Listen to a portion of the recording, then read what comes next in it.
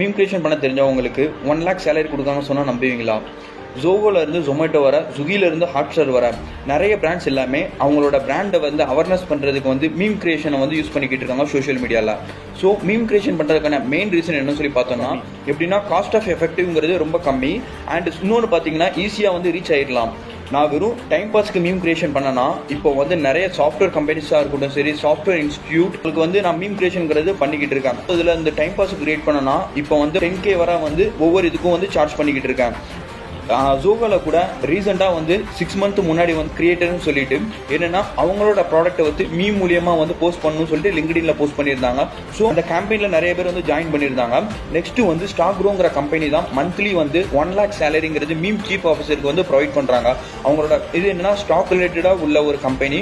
அவங்க வந்து meme creation பண்ண தெரிஞ்ச ஸ்கில்ஸ் இருக்கிறவங்களுக்கு 1 lakhங்கிறது சேலரிங்கிறது கொடுக்க தான் செய்கிறாங்க. நீங்கள் எந்த ஒரு ஸ்கில்